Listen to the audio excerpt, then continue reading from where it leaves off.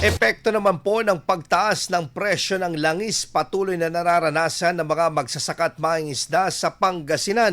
Para sa detalye ng balitang yan, kasama natin Idol Neil Moyano.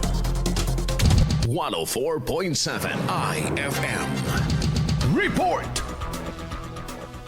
Sa patuloy na pagtaas ng presyo ng langis, bukod sa mga tsupera, nariyan ang mga tahimik ngunit nagkihikahos na mga magsasaka at mangingisda na hanggang ngayon kakarampot pa rin ang kinikita. Patuloy na pinapasa ng mga magsasaka at mangingisda sa lalawigan ng Pangasinan ang epekto ng tumataas na presyo ng langis na nagdudulot ng dagdag gastos sa kanilang hanap buhay. Ayon kay Tatay Lito, isang magsasaka mula sa bayan ng Aquilara, doble ang dagok na kanilang nararanasan dahil bukod sa mahal na krudo, bumababa rin ang kita mula sa kanilang ani. Mahirap, sir. Ang laki ng pinagbago. Mahirap yung ganitong pagsasaka namin, lalo tumas lahat.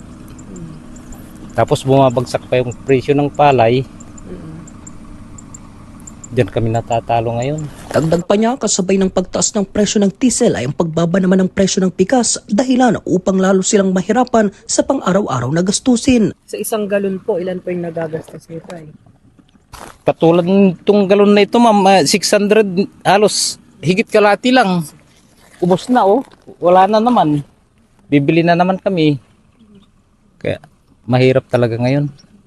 Tapos nabanggit mo rin po kanina tayo na bumagsak yung presyo ng palay. Oo, bumaba, sir. So, Kano ngayon, sir, ang bentahan niyo sa 28 ngayon, ma'am. Pero maraming gastusin ngayon, kaya talo pa rin kami.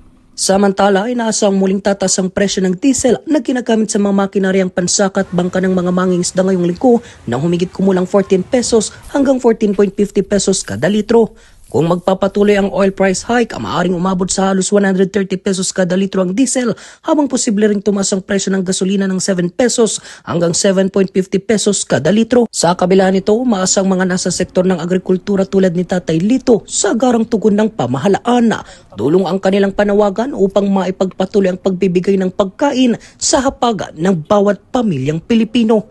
Kasama mo mula rito sa FM News Tagupan, ito si Aiton Nilmuero, Tadak IFM. IFM News. IFM News. IFM News.